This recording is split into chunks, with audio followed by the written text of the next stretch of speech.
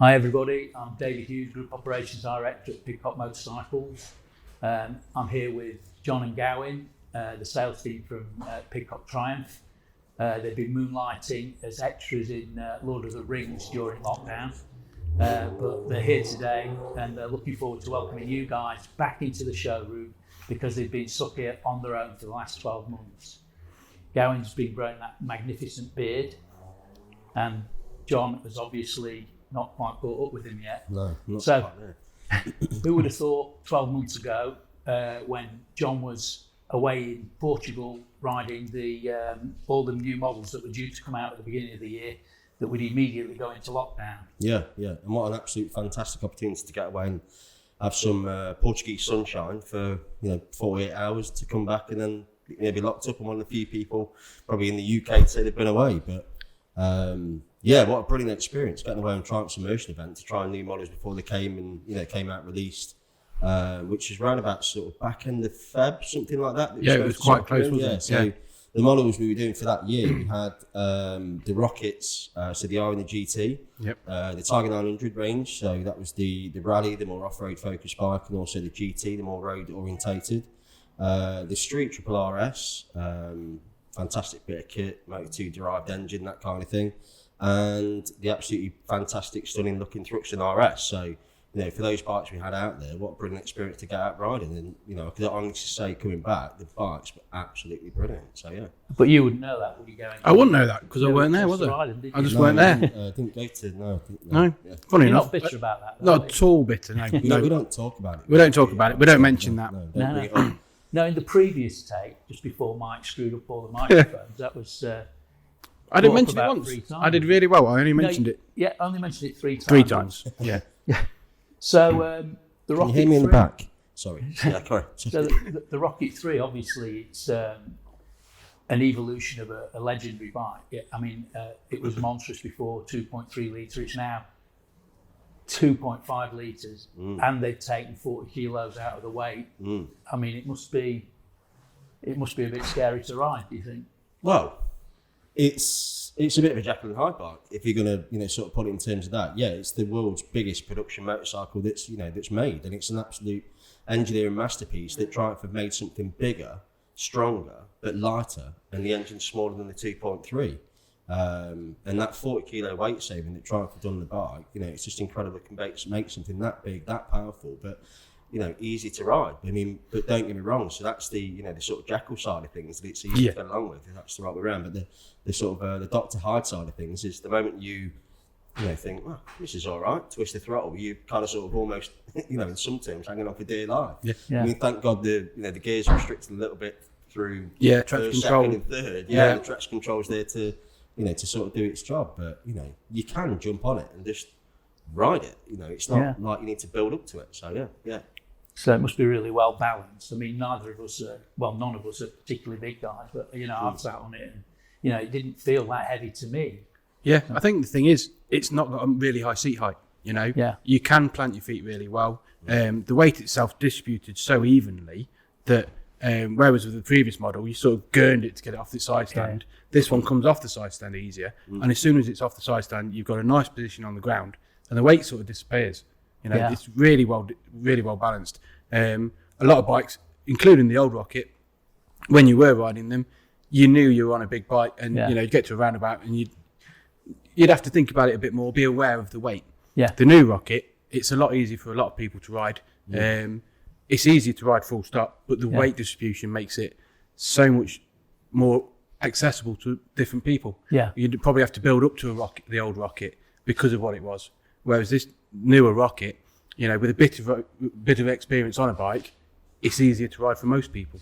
That's an incredible achievement with that bike. So, and then one of the other bikes you were riding was a Tiger 9. I mean, that had a massive job, big boots to fill following the Tiger 8, which was one of the best-selling bikes that Triumph had.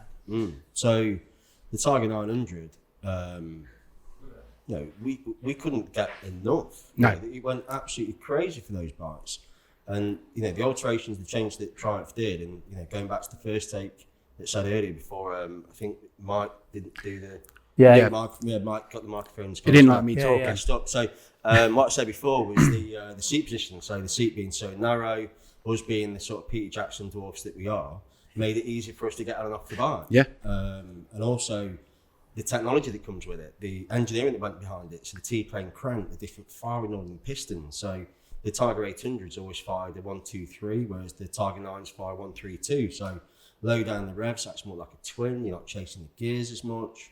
To get yourself up and going, the gear assist, so silky smooth. It just makes riding an adventure bike so easy to do. It's not 5.5, it's a slightly bigger screen. I can't remember the exact size of it, but the TFT dash that you've got on there, they've gone for a resin coated, so no longer have you got to tilt the screens on the dash so you don't get that light glare, because it's got that resin coating bonding to it. You can have full on glare to it, so you've got perfect field of vision every time you're on the bike. So, all these subtle changes and big changes with the bike make for an absolutely fantastic machine. Yeah. And the Tiger 800 was a very good bike, but I wouldn't say it was the best at one thing. Whereas the Tiger 900 is for me, definitely up there at being the best. And of course, they've gone bigger with the fuel tank as well. They've gone to a 20 litre fuel tank. So, with it being a bigger middleweight adventure bike, where the Tiger 800 was a little bit lacking was you'd have to fill up a bit more often. If you were out with somebody on a Tiger 12 or a bigger adventure bike, you didn't have that fuel capacity. Whereas now, even though the bike's lighter, they've gone bigger with the tank, more fuel capacity, and it's more efficient. Yeah.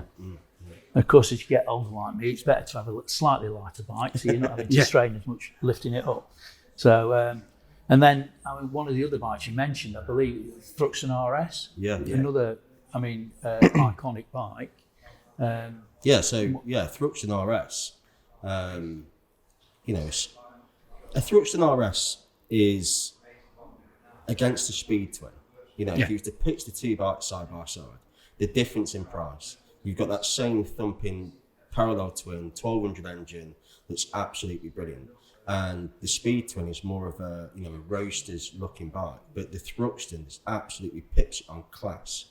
It looks so iconic. The shape of the bike, it reminds me of those cafe racer kind of sort of days, Ace Caf, North and South Circular, racing around, trying to get those lap times in, going as fast as you can. It's such an iconic looking bike.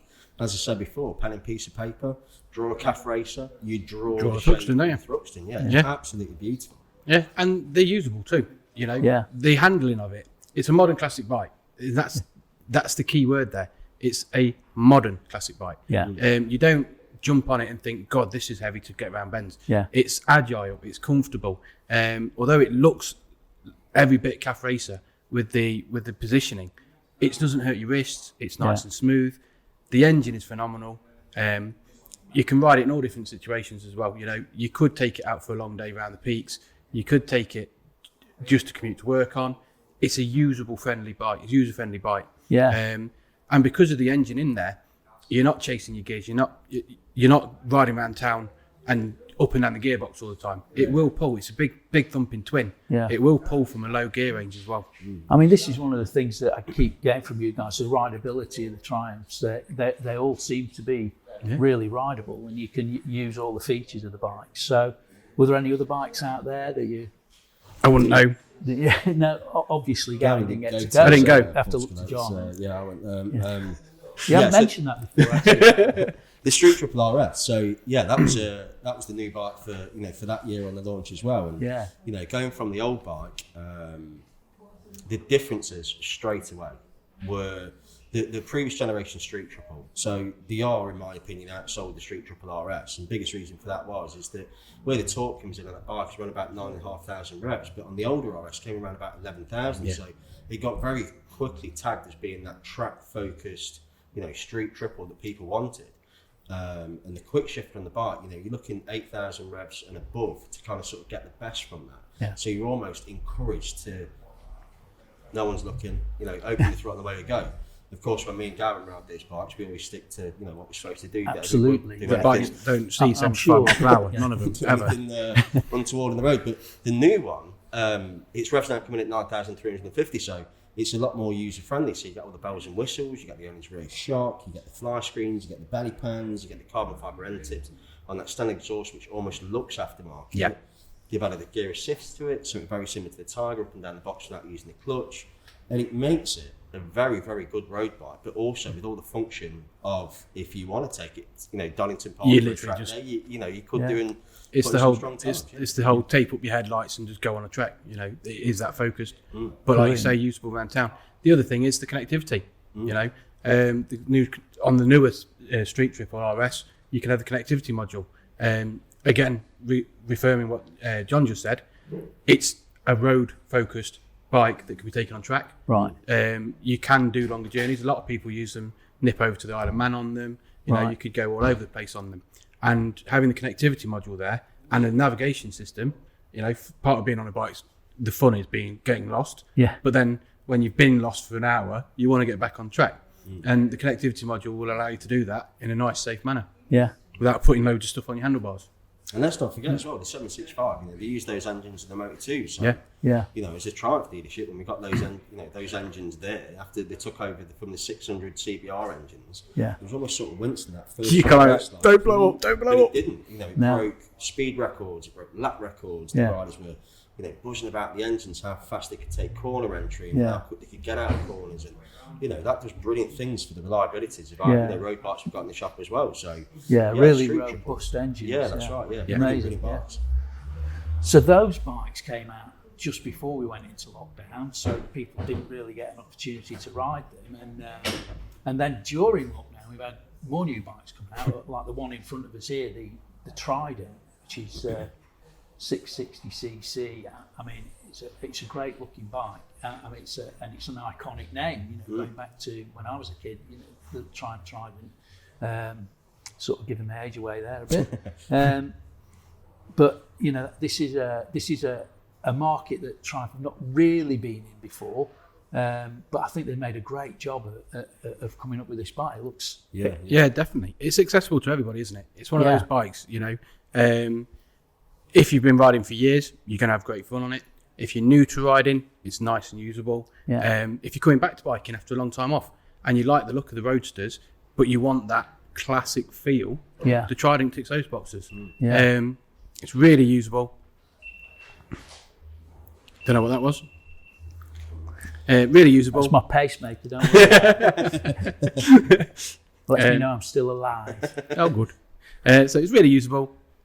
The low-down torque is immense. I know we keep saying it, but on something like the Trident, where you are potentially going to be using it to commute on every day, or if you're a new rider, you want a bike that's forgiving. It's a really nice, torquey bike and forgiving. I think that's a good word for the Trident. So 24, 27 miles an hour, 6th gear, riding through town, you can wind the throttle and it will pick up and start to pull. There's no chain bounce, there's no rev lag or anything like that to pick yourself up, and it is a very, very good bike. And just touching on what you said a second ago about Triumph sort of stepping to that side of the market, so they weren't there, they weren't doing anything, and that bike there that's in front of us is it's class leading in terms of technology, functionality, the accessories you can get to the bike, the service interval miles being a huge 10,000 miles, and the base model is being priced at £7,195. So, I mean, we're really lucky here because here at Pidcock Triumph, we're going to be the first location for the Trident Tour, which is where Triumph bring out the demonstrator unit so you can get out.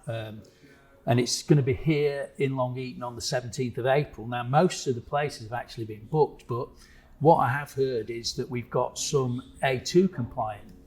We've got an A2 compliant bike, and there are some places still available on that. You can book to ride on www.tridenttour.co.uk. And as I say, A2 compliant vacancies on that ride. So A2, Gawin? So A2 at 19 years old, after completing a CBT, you can take what's now called the A2 license. It's a restricted license. That allows you to ride any bike under 97 brake, restricted to half its power. So 48 brake is the limit, I believe. The good thing about that is at 19, if you need a restricted bike, the great thing about something like the Trident is it's that bike. It's not a mini moto version of that bike. It's that bike with slightly less power. And you don't really notice the lack of power. The best thing then is 2 years later when you hit 21, You've been riding around for 2 years. You retake your test. That same bike that you fall in love with, you put all the accessories you want on it. You've got to used to how it is and what you like on that bike. Yeah. Take the restrictor off, and you've got a full power bike again. Brilliant. Right. So I mean, that's really exciting because that means, you know, a lot of people under 21 at a lot of places you can't get a test ride. Yeah. But you know, we've got the opportunity for people with A2 license to come and ride this bike on the 17th of April here. Yeah. Another bike that came out during lockdown was the Tiger 850, the Tiger Sport 850. Yep. Yeah, correct. Yeah, so the Tiger 850, I guess, is the kind of, you know, entry level, you know, sort of adventure bike that we've got.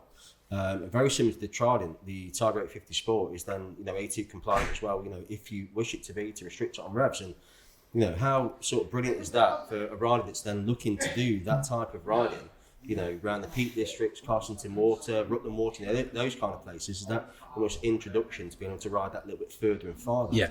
And the price of the bike as well, did we say 9,000? 9.3. 9,000. Yeah, starting 9.3. So by the time you've gone down the path of adding top boxes, panniers, you know, you're kind of still under the price of then the 900 GT and GT Pro models. So gives you that accessibility to get out riding with you know, sort of guys and girls that have got the bigger bikes, and when you're ready to de-restrict it and have the bigger bike, you can do. But let's not forget as well that as an 850 bike, it's still more than capable for those guys that want, you know, the sort of full fat, the full power and that kind of thing. Yeah, and you don't, with the adventure bikes, especially like the Tiger Sport 850, you're not going to be losing any of the handling and the day-to-day use. Right. You know, it's not just that one bike that you only take out to go a long journey on. Yeah. It can be used all the time.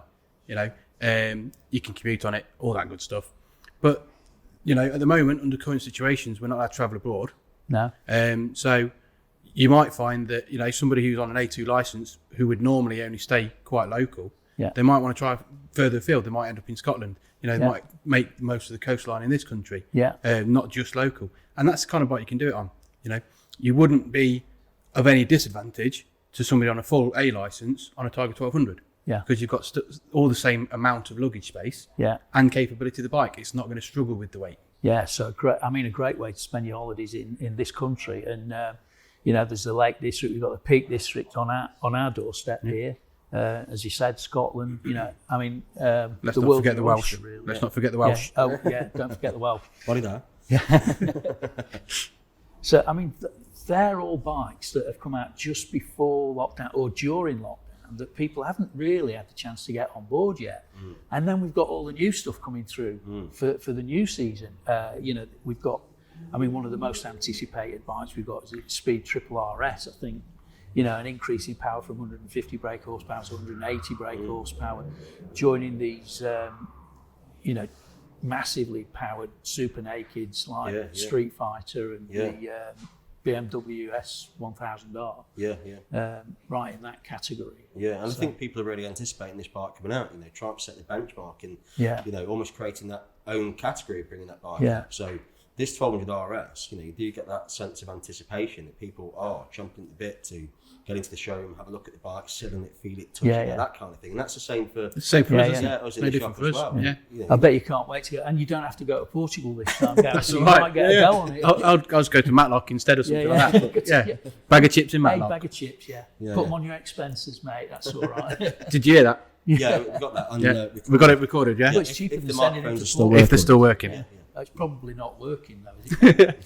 And you can just confirm, it's going. Yeah, but the Speed Triple, you know, like you said, John, in the 90s, the Speed Triple was the first of its kind. You know, when you saw it in the movies, everybody wanted one. It was the original hooligan machine. Yeah. It was a beast. You know, nobody had ridden anything like it for a long time. The newer one, from what we've been told and what we're anticipating, it'll be a lot more accessible, not just to the people who've been riding for years and years, but a lot more accessible on the road and to everybody. It's one of the key features that Triumph keeps saying that they've worked on was to make it handle and a little bit more like the Street Triple. You know, we spoke about Street Triple and how easy it is to handle, how usable it is. Right. But when you get to the big power of 180 brake horsepower on a Speed Triple, you don't want a bike that's not manageable. No. And Triumph have really worked hard on making the bike as usable on the road as it could be on track. Right. You know, we mentioned that it is a road-focused bike that you can take on track. You know, you don't want you're trying to ride a race bike on a road, it's not good. No. It's not fun. That's not right. It is fun, but it's not necessarily what you want every day. No. It's not practical. Not practical. Whereas with the 1200, having that increase in power and torque, it needed to be usable. And from everything we've heard, it will be. You know? And I certainly will be testing that theory. So as well as that, we've got the upgrades to all of the Bonneville family as well. So there's a new Speedmaster, a new Bobber, and a new T100 and T120. Yeah, correct. Yeah. So the whole range has been upgraded. Yeah. We haven't got those. We haven't seen those bikes yet. I don't think. Yeah, we got one or two that started to slowly drip through. Triumph taking the opportunity to upgrade these bikes and make them all Euro 5 compliant. They've made some real nice, subtle changes to the bike. So, just a couple of points, certainly that I've noticed. I think big things for customers is Speedmasters being, the comfort seat and that bigger, wide seat for the pillions, which is absolutely brilliant. They've really listened to customers on that one. Well, certainly the pillions.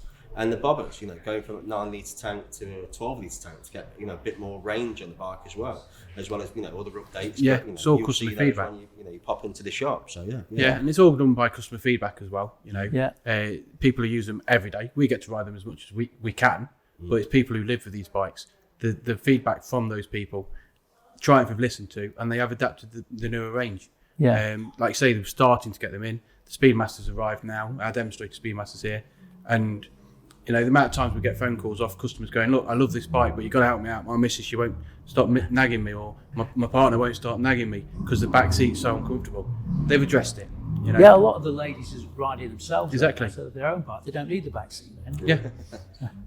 Yeah. So, as well as all those, we've got all the special editions coming. I think, we'll probably cover some of those in future podcasts. Yeah, for sure, yeah. Definitely, discuss those. These guys can't wait for you guys to get back in the showroom. So when you do come in, we're going to have to restrict numbers, and we're probably going to have to do it by appointment only. So don't turn up without an appointment. You might not be allowed into the showroom. And obviously you'll have to wear the masks, and there'll be sanitising stations and all that sort of thing. But do ring for an appointment on 0115 946 2220. And you can see all the new models and that sort of thing on our website, pidcock.com. And UA2 license holders, don't forget about the Trident Tour, www.tridenttour.co.uk. I think we'll close this chat here. We'll do another one in a couple of weeks and see how it's going. Brilliant. Nice one.